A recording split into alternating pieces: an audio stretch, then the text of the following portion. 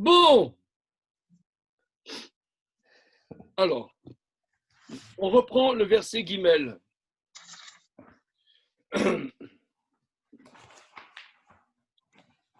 Quel va être mon souffre-douleur ce matin? Je sens que ça va être Antoine. Je suis là, il n'y a pas de problème. Prépare-toi pour tout à l'heure. Je suis prêt. On reprend le verset Guimel.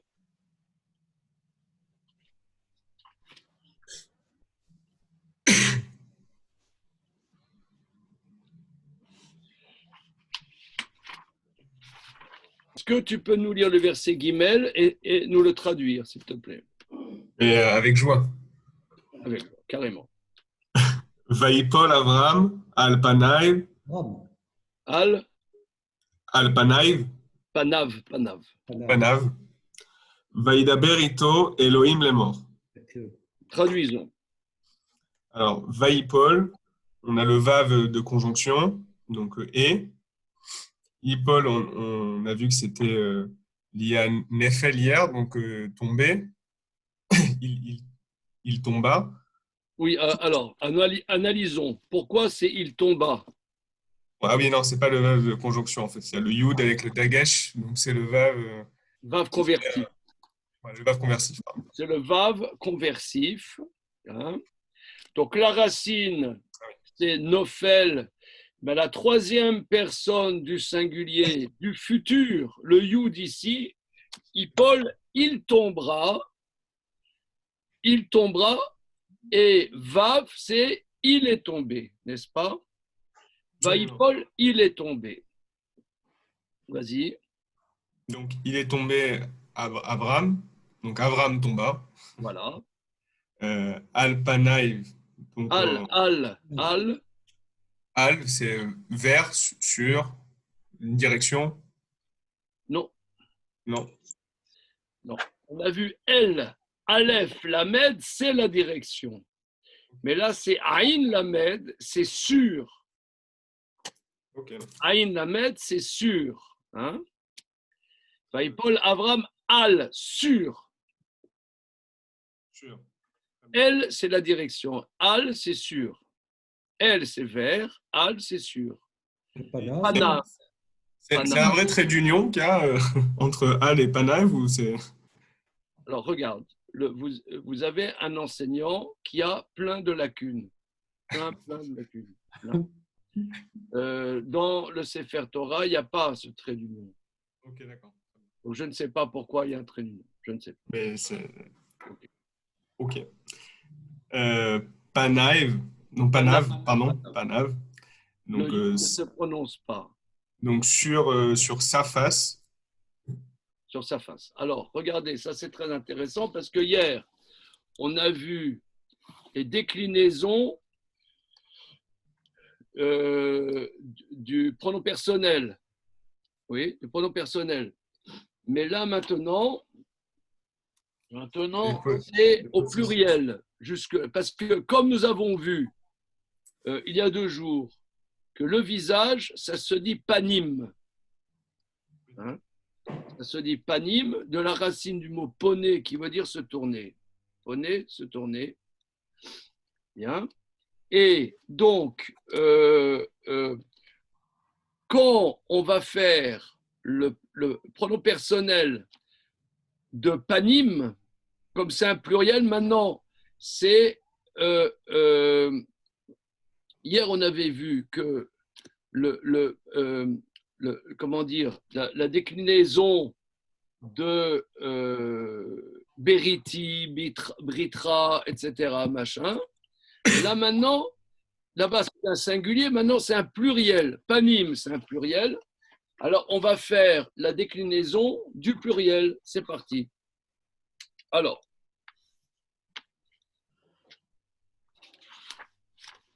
panim, c'est le mot. Hein, panim. Panim, ça c'est le nom, d'accord? Panim. Alors, mon visage.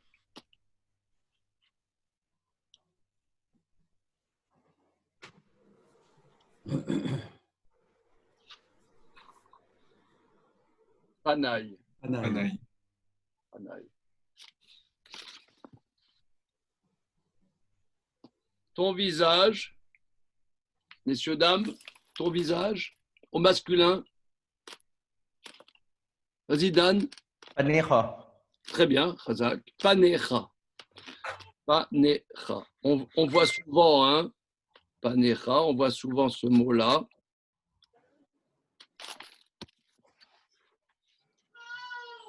Panecha. Et Rav, une question, si jamais le mot panim, il était au singulier, en fait, on aurait juste dit pancha, c'est ça? Si c'était un mot singulier, Oui, oui, oui, ce serait comme britra. d'accord. Donc, si on voulait dire tes alliances, on dirait beritecha. Beritecha, absolument. Tes alliances au pluriel, beritecha. Et là, on dit comment? Pnera? Comment? Pnera. Panecha. Ah, Panecha. Panecha. C'est le nous, quoi, qui change tout. Pour le pluriel. Mettez un chirik pour panaï. Comment? Pourquoi Pourquoi vous mettez un i pour panaï sous le yud?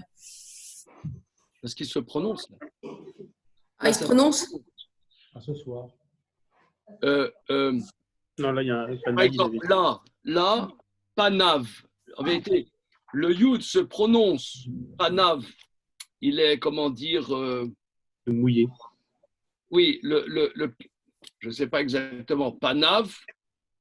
Non, il ne se prononce pas. Panav, il ne se prononce pas.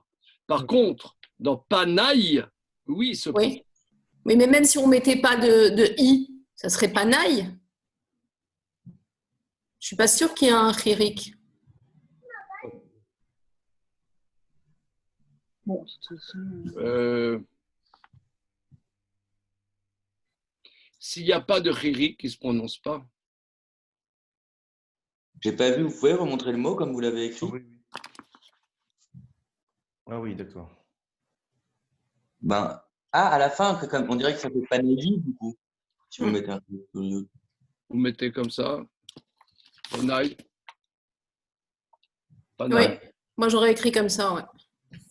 Mais je ne suis pas sûre. Hein. Oui, moi aussi. Regardez un petit peu avant, quand il y a marqué Itraler les fanaï. Il n'y a pas de i sous le yud. Oui, vous avez raison. OK. C'est ce que j'ai dit. Vous avez un enseignant avec des lacunes.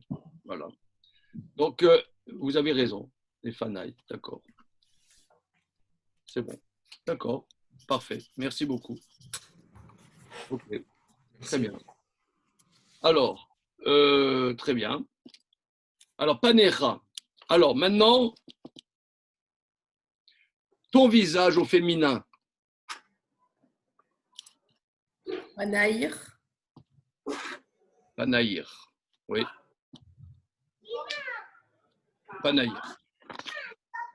non, mais moi, Alors, moi, je mets un chirik. Oui, ici, oui. Oui. OK. Alors, Panav, troisième personne du singulier. Son visage, ben, nous l'avons là. Oui, effectivement. Oui, Panav, là. Panav, et là, il ne se prononce pas.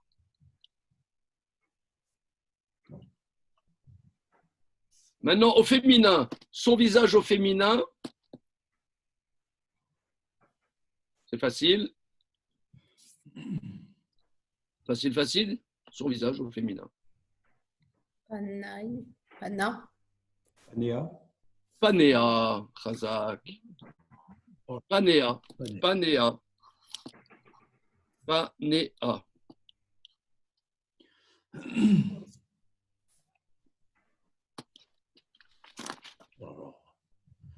Quel bol. Panéa. OK, c'est bon. Panéa. Voilà. Notre visage, Punaise, j'ai raté le coup. c'est facile. Thierry Cailloun. Panénou. Voilà, très bien. Il fallait le dire. Panez-nous. Au masculin, bien sûr. Non, masculin, féminin, première personne du pluriel, c'est pareil, hein, masculin, féminin. D'accord.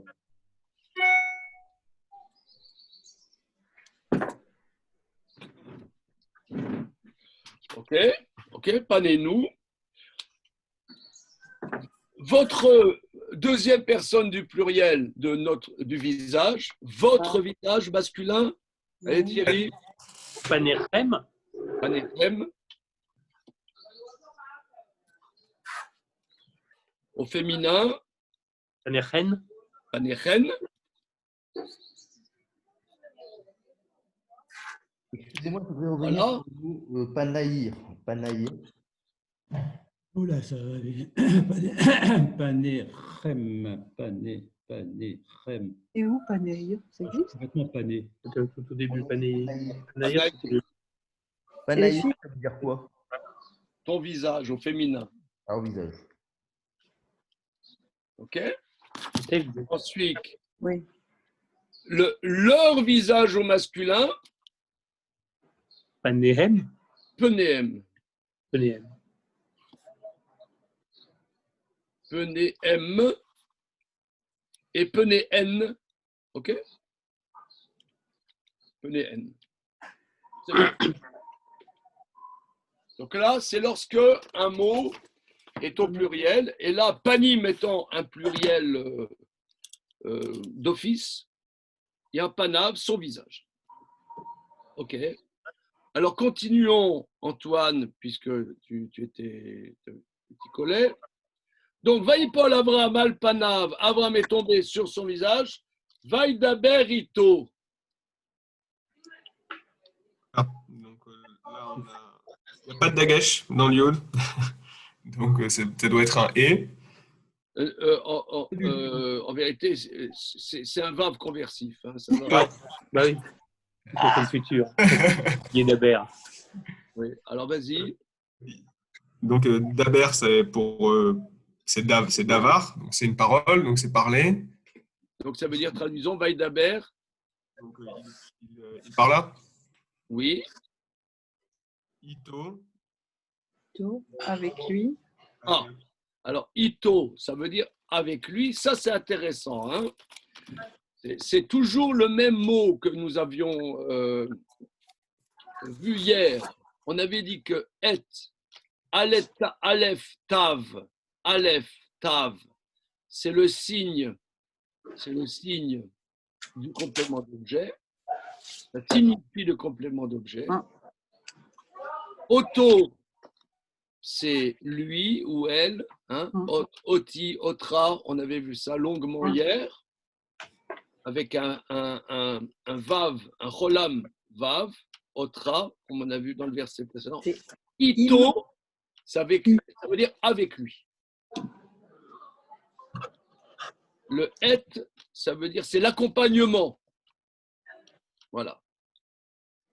Ça veut dire im. C'est Comment l'orthographe de im, aleph, même. C'est pareil, oui. Et en fait, ça veut dire im plus ani, im plus ata, im. Voilà. Imi, on dit imi, imcha, voilà. Maintenant, quelle est la nuance entre im et it? Ah, ça c'est bien. Im c'est avec et ito, c'est aussi avec. Le et, c'est la construction verbale en c'est la hébreu. construction, c'est le complément d'objet direct. C'est pas complément. Je parle, le parler, c'est pas un verbe transitif. Ah. Mais Mais là, peut-être qu'en hébreu, ça se construit comme ça. Comment? Peut-être qu'en hébreu, le verbe daber, ça se construit avec et, non? Non, c'est le Oui, im. alors, oui, mais là, on est, si vous voulez, on a. Posons-nous la question, mais alors pourquoi l'hébreu s'exprime comme ça, puisqu'il y a un autre mot qui veut dire avec? Oui, mais est-ce qu'on emploie vaïdaber avec im? Oui. Peut-être en hébreu moderne, mais en hébreu biblique. Ce im-là, il a un aleph. C'est pas un im. À chaque fois qu'on voit Vaïdaber dans le Chumash, c'est avec et, c'est jamais avec im. Enfin, je sais pas, je crois. Réfléchissons. Est-ce que on pourrait Regardez, dire je suis sûr, si on réfléchit, on va trouver la nuance. est-ce qu'on pourrait dire que c'est toujours it, c'est toujours avec un suffixe de possessif, par exemple le im, on pourrait voir avec son âne ou avec son cheval, par exemple. Est-ce qu'on a déjà vu le it avec un animal, par exemple? Est-ce qu'on voit pas toujours le it avec lui, avec toi? Regardez, d'après ce qu'on a dit, Est-ce que c'est pas quand c'est c'est à une elle. seule voix, c'est que dans un temps? regardez La nuance, c'est pas je parle à quelqu'un et je parle avec quelqu'un. Il y en a un, c'est à quelqu'un. Quand je parle à quelqu'un, mais j'attends pas de réponse. Et l'autre, c'est je parle avec quelqu'un. C'est une conversation. Pas la même chose. Hein. oui, donc en français, c'est pas la. Il y a cette nuance, c'est très bien. Il y a cette nuance, oui. Il y a cette nuance et ça ne veut pas dire du tout la même chose. Non, pas du tout. Ben là, c'est pareil. Je parle à quelqu'un, c'est pas je parle avec quelqu'un. Alors, je parle avec quelqu'un, mais Il y a on une s'entend plus. proximité. Il y a une proximité. Je parle avec quelqu'un, ça veut dire que lui aussi, il est en train de parler. Ah oui, On s'entend plus. Il parle. Moi, je parle, il parle avec moi. oui, ça c'est. Je dis tais-toi, laisse-moi parler. Il parle avec moi. Il est culotté quand même. T'as vu, il parle avec moi. Moi, je parle et il parle en même temps que moi. Il parle avec moi. Parler avec moi, c'est pas l'interlocuteur, c'est que il est avec moi pendant que je suis en train de parler. Tandis que Iti, je parle avec lui, c'est mon interlocuteur. C'est ce que tu as dit, Thierry. Mais regardez, parce que l'analyse du mot va nous donner le sens. Parce que être, c'est le complément d'objet. Ou bien, ça veut dire être, c'est secondaire par rapport à moi. Être, c'est secondaire. Le complément d'objet. Il y a un sujet, il y a un complément. Donc le sujet est premier par rapport au complément. Tandis que im, c'est, par exemple, comment on dit le peuple? Le peuple. Am, c'est-à-dire on est ensemble. On est ensemble. C'est égalité, fraternité. On est ensemble. Le peuple, on est ensemble. Chacun fait partie du peuple, quelque part, au même niveau. Donc, im, ça veut dire avec moi. Je vais me promener avec toi. Il y a deux manières de dire. Je vais me promener itra. Donc, toi, tu es secondaire par rapport à moi. Ou imra, c'est avec toi, mais on va aller vraiment ensemble. Im, c'est ensemble. Et et, c'est une secondaire quelque part. Donc là, je parle, à toi, c'est l'interlocuteur, c'est et. Voilà. C'est pas le même sens. Hein. En français, même en français, comme tu as dit Thierry, il y a la même nuance. Ça va? Il y a une gradation. Parce que j'avais vu, je crois que c'était c'est par exemple, on voit. Bon, mais je ne veux pas faire des pilpoulim. OK. Il y a des pilpoulim talmudiques là-dessus, mais on voit que et, c'est, comment dire, c'est secondaire par rapport à moi. Donc, c'est l'interlocuteur ici. Très bien. OK. Vaidaberito, Elohim. Elohim, les morts. Donc, en 10 ans. Oui, alors, bon, ce mot, les morts,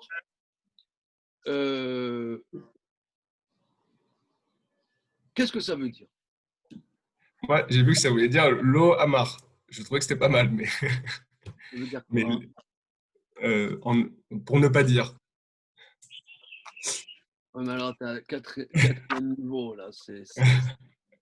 Non, bah, les morts, avions, sinon, les avions ne décollent pas, mais ce que tu dis, ça a décollé, là. Hein. Là. À défaut des avions. C'est quoi Prenons au sens. Qu'est-ce qu'on cherche? Qu'est-ce qu'on cherche? Les morts. Vaidaber Hachem, Vaidaber Ito Elohim, les morts. Que veut dire le mot les morts? On traduit la racine. Omer, les morts. Alors, une seconde, au niveau grammatical, les morts, le lamed, est le signe de l'infinitif. L'infinitif, Oui. on présente l'infinitif en hébreu avec le lamed et le cholam à la fin. Ça, c'est le signe. Omer, c'est je dis, Omer, disant, les morts dire. Les morts dire. C'est l'infinitif. Alors, qu'est-ce que Le cholam à la fin aussi. comment? Moi, je pense le sens Il simple, y a c'est toujours le cholam à la fin aussi. cholam, oui. Maintenant, je pense que le sens simple, c'est comme ça. C'est qu'il parle, c'est l'action de parler, mais il y a une action, il parle. Dieu parle à Abraham. C'est une action. Mais dans cette parole, il lui dit, c'est deux choses différentes. Il y a parler et dire. Donc le contenu de cette parole est les morts, deux points. C'est le dire. C'est le dire. Oui. Hein? Et c'est deux choses différentes. Il parle, ça c'est parler. Ça, Entre c'est le- parenthèses, je n'aurai de cesse comment dire, de relever quand même le côté qui dépasse l'entendement, que Elohim, c'est-à-dire que le Créateur, parle à un humain. Si vous voulez, bon, c'est vrai que tu ouvres ce livre, tu vois que ça. Mais n'oublions pas quand même de quoi on parle. C'est incommensurable que le Créateur parle à l'humain. C'est à l'Omer. C'est quelque chose quand même. C'est vrai que, C'est si vous bizarre voulez, que si c'est- on ouvre le Chumash, on voit ça tout le temps. Mais on voit ça tout le temps. Mais je vous ferai remarquer que après, comment dire, Ah non, c'est il y a des périodes, par exemple, où Dieu ne parle pas à l'homme. Jacob, tout le temps que Joseph était disparu en Égypte, Dieu ne parlait pas à Jacob. Ça devait être terrible que Jacob, à quel jour parlait à Jacob, et il y a eu des périodes où non, il n'y avait pas de réseau. Nous, on n'est pas habitué que Dieu nous parle, mais imaginons que Dieu nous parle. Et il y a des moments où il ne parle pas, ça doit être incommensurable. Incommensurable. Oui. Comme c'est incommensurable que Dieu parle à l'homme. C'est vrai que toute la Torah est pleine de ça. Mais réalisons quand même de quoi on parle. Verset d'Aleph. Infinitif, et on le traduit par en disant, enfin, on peut le traduire par cette forme-là. En disant, oui. Ok. Alors, c'est dialecte. Damien, s'il te plaît. Tu peux nous lire le verset. Si tu le veux bien, bien évidemment. Ah, c'est bon.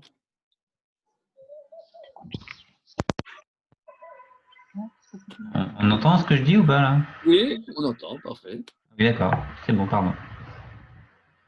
Alors, Ani ine veriti itar vehaita le av hamon goyim. Alors, essayons de traduire. Alors,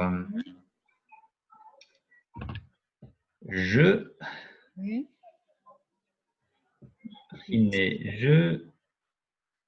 voici mon alliance avec toi. Alors, doucement, doucement. Iné, ça veut dire voici. Voici. Comme la chanson. Iné matovo manayim. Voici. Hein?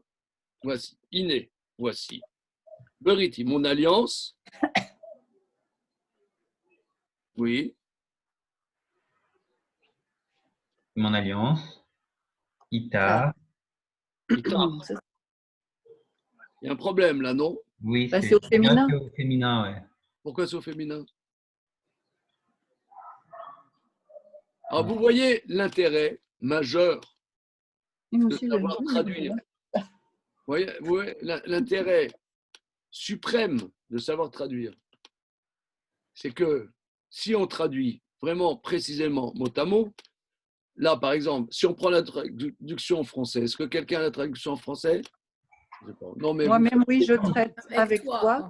Avec toi. avec toi, tu vois rien du tout. Ben Ouais. Tu vois rien. Ouais, voilà mon alliance avec toi. Ouais, tu vois rien. Or, tu traduis mot à mot. Et là, tu es stupéfait.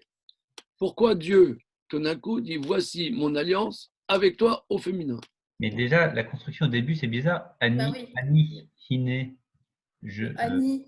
Ni moi. Le jeu, le moi dans le jeu. Moi-même.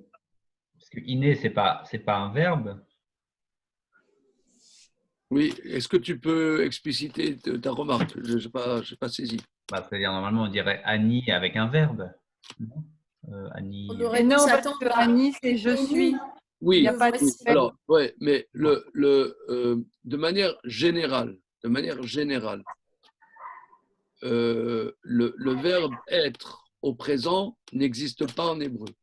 Oui, mais quand on dit me voici en général, c'est inéni. Alors que là, c'est Annie, iné. C'est ça qui est bizarre. Le Annie, il a l'air d'être isolé. C'est pour ça qu'il est il est prédominant. Ça n'aurait pas le même sens de dire Inani. Inani, ça veut dire me voici, alors que Annie Iné, ça veut dire moi. Et regardez, Voici, j'ai fait quelque chose. C'est Ineberiti, là, c'est voici. Voici je. Tandis Oui, que oui, Annie, c'est ça. Iné, c'est moi-même. l'eau. Oui. Oui, regarde, je suis en étude là. Oui, voilà. Ok, alors on se rappelle un peu plus tard. Au revoir. Alors, oui, mais d'après ce qu'on a dit hier, me semble-t-il que c'est éloquent, que nous avons dit hier que le bérit est l'extériorisation d'une relation. C'est-à-dire, par l'alliance, il y a deux personnes. Je prends un exemple. Dans un mariage juif, il y a la ketouba. La ketouba, c'est un contrat réciproque, des obligations de l'homme à l'égard de la femme à l'égard de l'homme. Et un couple, si par exemple, la femme a dans sa main la ketouba, si elle égare la ketouba, le couple n'a pas le droit de cohabiter. Oui. Ça veut dire que il peut y avoir une relation si les tenants des obligations mutuelles sont définis. Or, par les obligations mutuelles, chacun prend sa place et peut-être existe. De la même manière, Dieu, il est pour... Excusez-moi, mettons-nous à sa place. Il doit avoir des problèmes quand même. Nous, on pense à nos problèmes. Mais est-ce qu'on pense aux problèmes d'Hachem? Peut-être il a des problèmes quelque part. Alors, maintenant, il met son alliance, il peut dire je propose. Là, il peut dire maintenant que j'ai défini avec ma créature, on va définir un mode de relation défini par des engagements, il peut dire je suis. Avant, il n'y avait rien. Si vous voulez, bon, on a parlé un petit peu de ça dans une étude lundi soir. Je crois que c'était lundi soir. Mais bon, je ne vais pas reprendre, puisque là, c'est un truc de texte, de mot à mot. Mais disons, Dieu n'est pas défini tant que sa création n'est pas positionnée. Il est tout, il est rien aussi. Il est tout et rien. Maintenant, par l'alliance, il veut dire peut-être, je propose. Pour moi, ça me paraît clair, net, précis. Il fait une alliance, il peut dire je. Je propose. Hein? OK, on y va. Mais au niveau grammatical, le verbe être,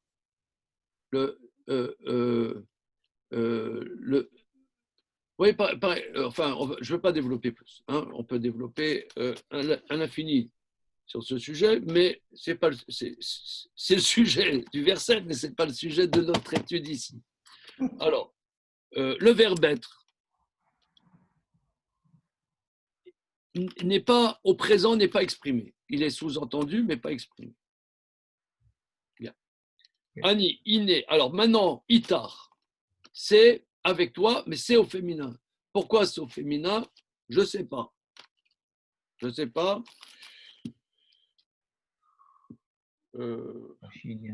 Non, Rachid, il va parler sur la suite, mais pas sur ce point. Julien, est-ce que tu es convaincu du problème?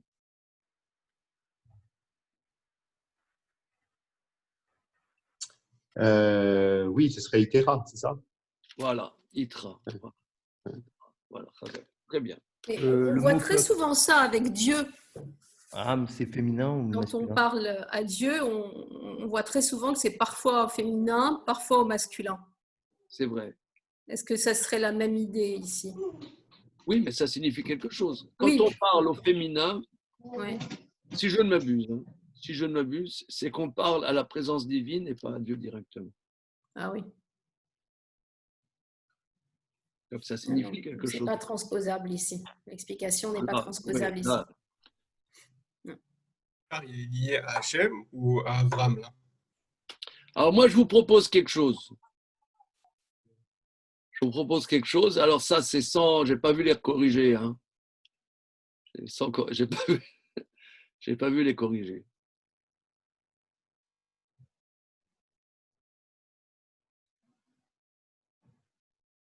Il va lui demander de faire la circoncision.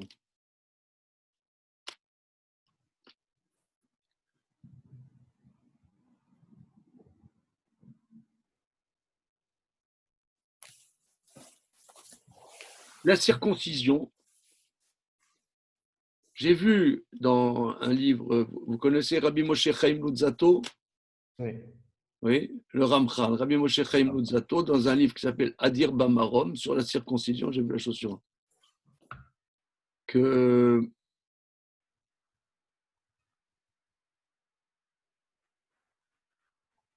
pourquoi l'alliance avec Dieu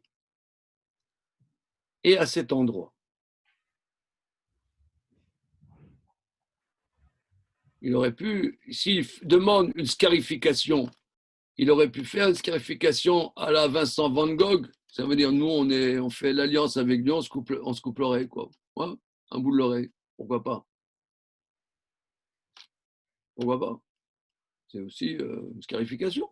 Scarification, ou alors on coupe la phalange, une phalange de... Pourquoi? Pourquoi à cet endroit? Grande question. Alors, justement, Dieu a une relation avec ses créatures. Et il demande quelque part qu'au lieu, à l'endroit où il y a une relation entre l'homme et la femme, il y ait une relation. Mais pour qu'il y ait cette relation, j'ai vu ça dans Rabbi Moshe Chaim Luzzatto, qu'en enlevant le prépuce, il donne une dimension féminine à l'homme, de réceptivité. C'est-à-dire l'homme et il donne et la femme reçoit.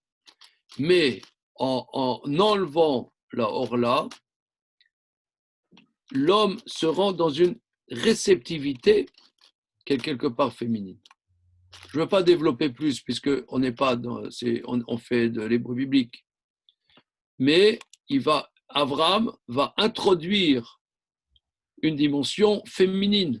Et d'ailleurs, va se rajouter à son nom la lettre E, qui est le signe du féminin. Donc là, c'est justifié que ça soit vraiment féminin. Il ne parle pas de l'alliance, il va être réceptif et avoir une dimension féminine. Donc il me semble que c'est très précis. Donc là, vous voyez, nous avons démontré scientifiquement la nécessité de savoir traduire précisément. N'est-ce pas, Antoine? Allô? Absolument, absolument, essentiel. Donc, non mais quel est le but de ça? Quel est le but? Le but, c'est que, à terme, vous-même, vous pourrez proposer des chidushim. Vous aurez vos explications à vous. Parce que c'est bien d'aller écouter les cours de tel rave et de tel rave. C'est bien. Il vaut mieux faire ça peut-être que de faire autre chose. Mais qu'à terme, vous-même, vous puissiez proposer vos lectures. Bien évidemment, à l'intérieur de la tradition, mais que les lectures, elles puissent venir de vous, que vous soyez vous-même productif. Ça, c'est ça le but. Mais ça, on peut l'être que si on a un accès au texte précis. Sinon, vous êtes à la merci des cours des autres. C'est bien. Je ne dis pas que ce n'est pas bien. Mais à un moment, il faut que vous-même, vous soyez acteur. Ça, c'est par l'apprentissage du texte. Vous voyez, c'est extrêmement simple. Vous voyez qu'il y a un féminin qu'on ne se serait pas rendu compte si on n'avait pas traduit mot à mot. On continue. Alors, Damien, continuons. Haïta les Av Hamon Goyim. Et tu seras. Alors, peux-tu nous expliquer pourquoi tu traduis? Tu seras. Non, ça va passer. Je sais pas, c'est le verbe être. Je tente un temps, je ne sais pas trop quel temps c'est. Non, mais j'aimerais savoir quel temps c'est. J'aimerais ardemment savoir quel temps c'est. Le passé. Alors, qui a dit ça? Thierry. Thierry. Oui. Absolument, c'est ça. C'est tu étais. Aïta, tu étais. Hein? Alors, on a vu jusqu'à maintenant, donc là on est dans notre troisième séance, on a vu le futur avec le verbe conversif qui devient passé, mais l'inverse c'est vrai. Le passé avec un verbe conversif devient un futur. Le passé avec un verbe conversif devient un futur. Et pourquoi c'est pour montrer la dimension intemporelle de Dieu qu'on fait ça? Parce qu'on pourrait mettre un passé quand on a besoin d'un passé et un futur quand on a besoin d'un futur. Pourquoi est-ce qu'on fait cette inversion? Oui. Alors, pourquoi? C'est un peu complexe. Bon, non, non, on y arrive. C'est un peu complexe, mais on va essayer de bien le dire.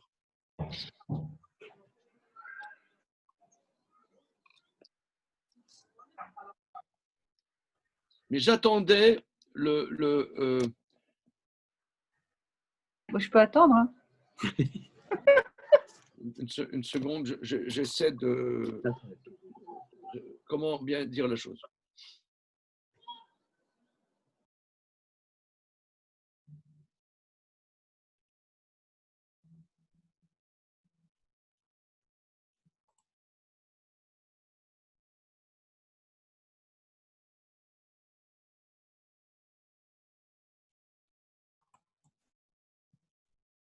Le futur, ça aurait été tillé.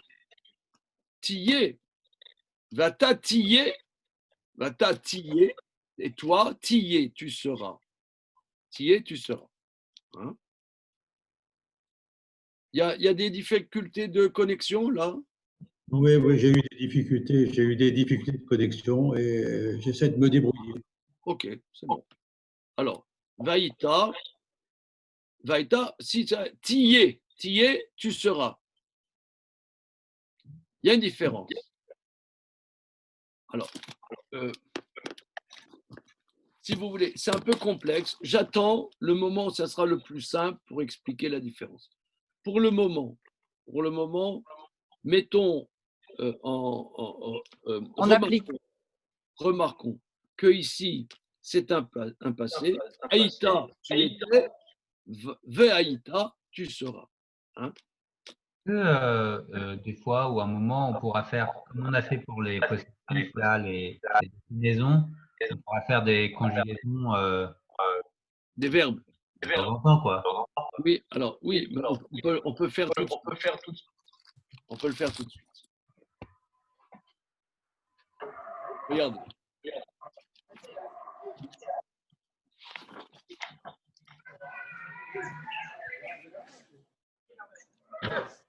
Alors, j'étais,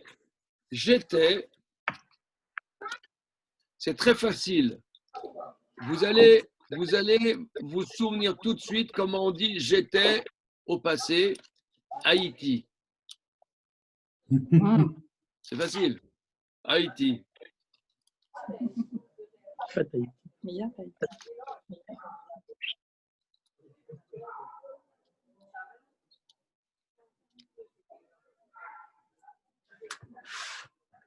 C'est pas du dire, c'est des faire.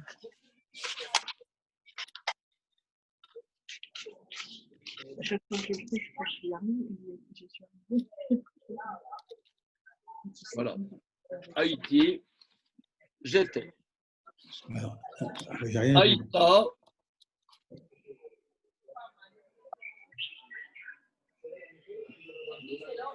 Haïta, tu étais. Tu étais au masculin. Au féminin, Haït. Haït. Avec un schwa. Un schwa. Oui. Haït. Julien, tu es avec nous? Bon. Haït. Oui, oui, oui. Oui, oui. Il y a un schwa à la fin. Aïd, c'est quoi? Comment? Aïd. Haït. C'est Maintenant, il était Aya. Hein? Aya. Aya.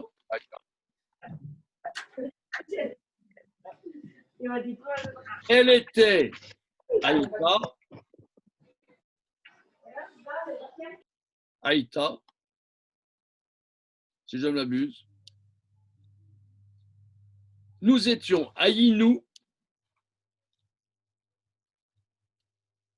Aïnou. Nous étions. Vous étiez Aïtem ou Aïten. Aïten. Et ils étaient Ayou. Ils étaient Ayou. Elles étaient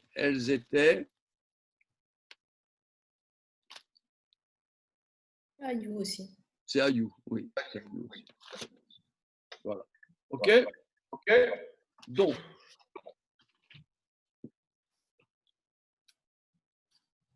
Donc Veaïta, Aïta, c'est tu étais, et avec le verbe tu seras.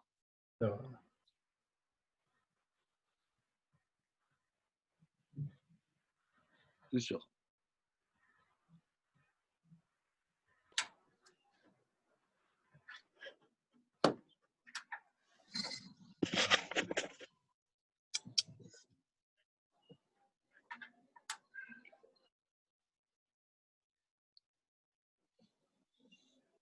Je dirais comme ça, j'expliquerai comme ça, la différence entre un futur fait par un passé avec un verbe conversif ou bien un futur pur, ou au contraire, un passé fait, un passé qui est exprimé par un futur avec un verbe conversif ou un vrai passé.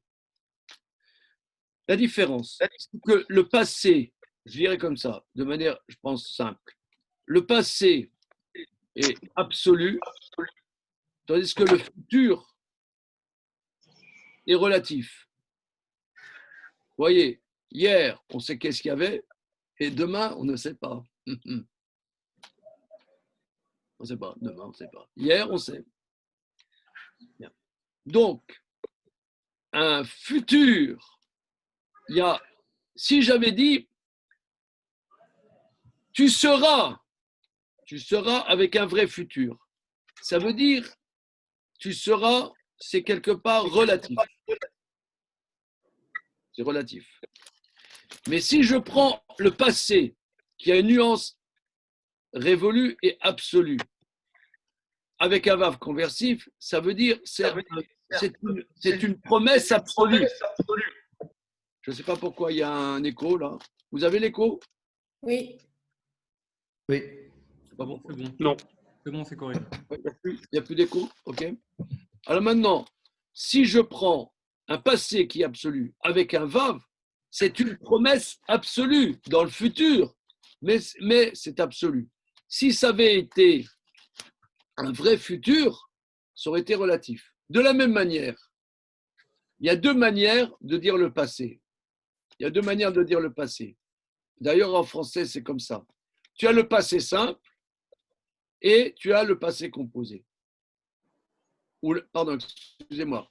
Tu as le passé simple, pas le passé composé. Tu as le passé simple et l'imparfait.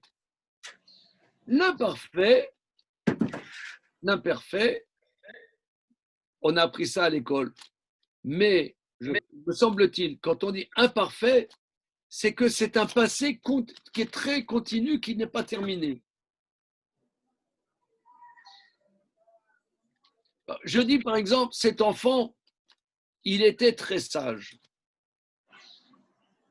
Je ne dis pas qu'il était sage une fois. Quand il dit il était très sage, il était très sage longtemps, très sage. Cet enfant était très sage.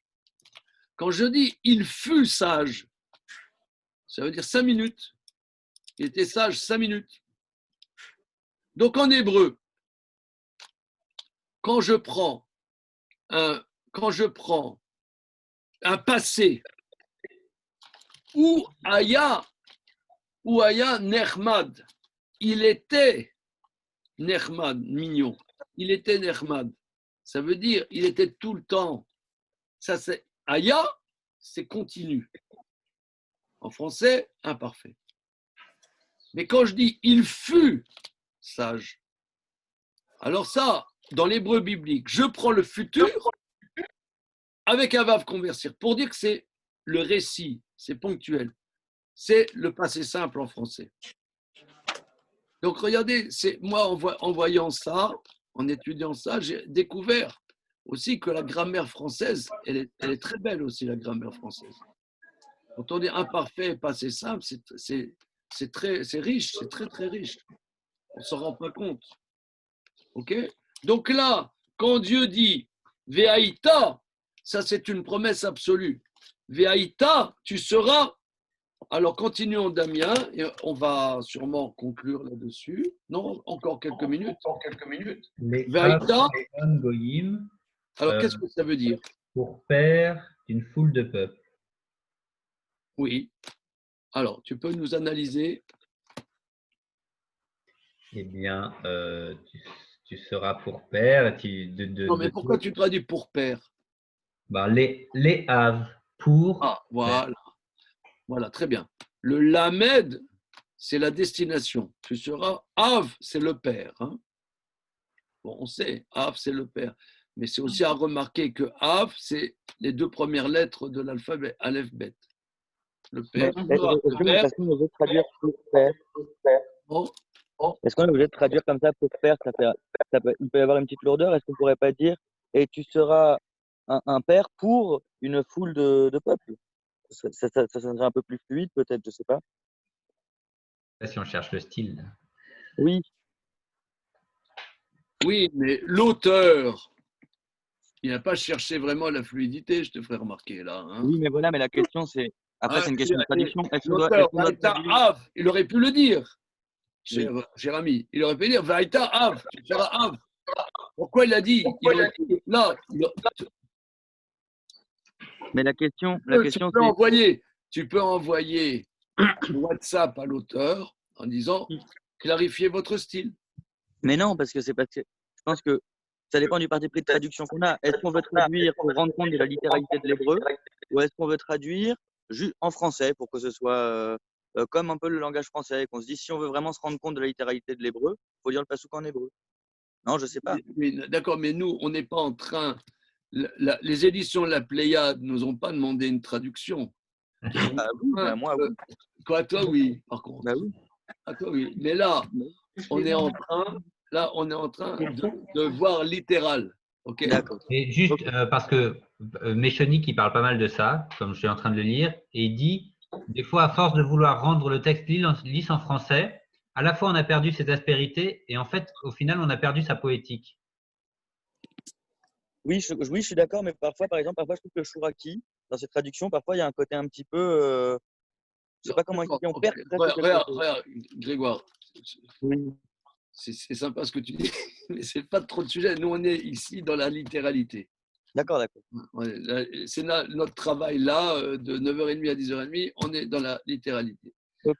Là, le Hav, ça veut dire pour père. Maintenant, quand on va te demander de fournir une nouvelle traduction du Pentateuque, on rediscutera. Ouais. Okay. Alors, Vaïta, le Hav, tu seras pour père. Amon, tu as traduit foule. Ouais, c'est une foule. Goïm, de peuple. Donc, ça veut dire que Avram sera le référent d'une foule de peuples. Et d'ailleurs, on le constate que cette promesse s'applique, que Avram est presque la référence, presque, je n'en dirais pas de toute l'humanité, mais presque. Hein. C'est très, très impressionnant. Donc, c'est pour ça que ce n'est pas un futur simple qui a été dit, mais c'est un passé avec le Vav, pour nous dire que c'est une dimension absolue, c'est un futur absolu, c'est une prophétie. Ok ? Le préfixe Lamed, ça veut dire pour à chaque fois ou pas nécessairement? Lamed, c'est la destination. Comme El, Aleph, Lamed, ouais, c'est la destination. Là, en l'occurrence, c'est pour. Ça peut être vers, ça dépend. Alors, on va lire le verset d'après, qui est mon souffre-douleur, là. Hein. Jean Lazennec, notre ami. Jean, tu es là? Tu es avec nous? Oui. Est-ce que tu nous lis le verset et... Non, j'ai pas le texte en fait avec moi, j'écoutais depuis tout à l'heure. J'ai pas le texte. D'accord, ok. Alors, Julien va nous lire le verset et. Alors, Velo Ikare, Od Ed Shimcha Avraham. Ve'aita Shimcha Avraham Kiav. Ve'aya.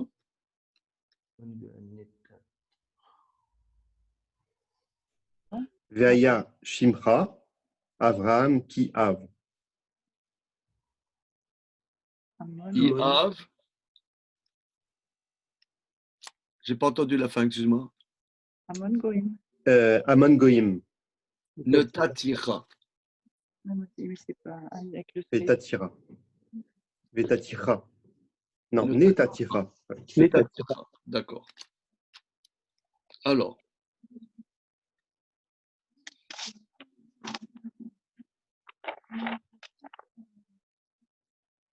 Vélo Icaré. Alors, vélo Icaré. Grégoire, tu nous traduis là? Ah, excusez-moi, j'avais coupé mon micro. Vélo Icaré. Ouh là là. Vélo Icaré et il ne t'appellera pas et il ne t'appellera encore ton nom Avram. Je continue? Non, on va s'arrêter là. Vélo Icaré. C'est Icaré ne sera pas. Alors, Corée, Corée, c'est un Resh Aleph. Si vous voulez, demain, on va analyser ce mot très très important, Corée, qui veut dire appeler, prononcer. C'est un mot très très très très riche. Proclamer. Hein. On va voir. Comme on voit par exemple. Ça a donné Mikra, c'est ça? Comment? Ça a donné Mikra, le mot Mikra? Mikra, absolument. D'accord.